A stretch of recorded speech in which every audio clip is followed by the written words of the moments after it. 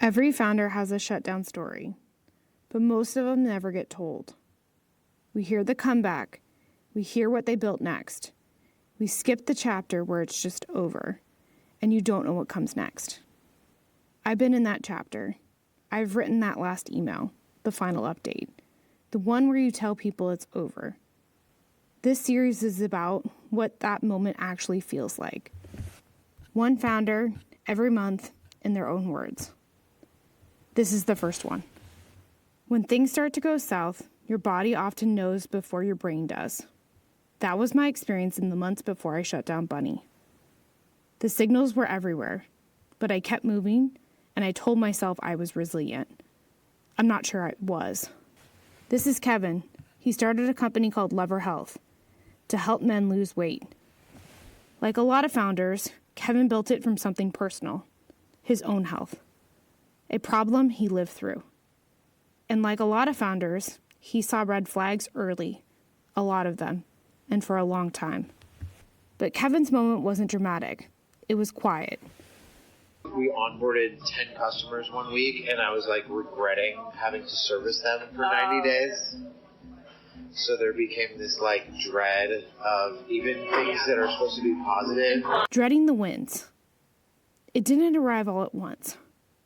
It was co-founder friction, 5 months of fundraising with nothing to show from it, a pitch meeting that fell apart in front of 9 people, and underneath it all, the bank account ticking down.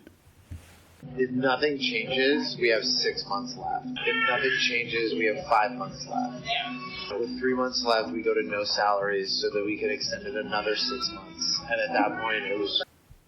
And then it hit him. Why are we trying to resuscitate the patient? Not how do we grow faster? Not what's the pivot? Why are we doing this? And then comes the part we rarely prepare for. For me, shutting down Bunny felt like a relief.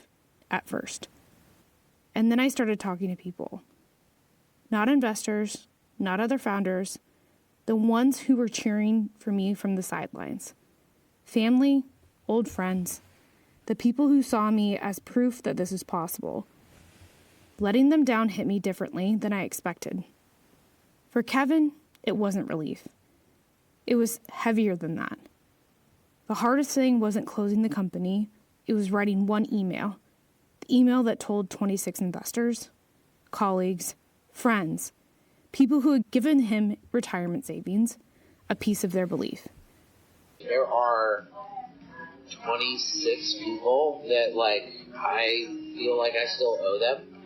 At the end of the day, am I going to be able to pay them back financially? No, but it's a life IOU that I owe these people for believing in me when no one else did. A life IOU. Not a business debt, a human one. And there's no repayment plan for that. When Kevin looks back now, the clearest thing he can say isn't about the product or the market or the fundraise. It's this. The business opportunity has to be so good that you get dragged into building the company as opposed to shoving yourself in. With Lever Health, Kevin was shoving. And if I'm honest, so was I. He's still carrying that IOU to 26 people. He had to figure out what it meant to be just Kevin again. No pivot, no comeback story, just what it actually felt like. Kevin is the first founder I sat down with for this project. He won't be the last. Every month I'm going to have a conversation with someone who shut down their company because I think there's a lot of people carrying something like this, quietly.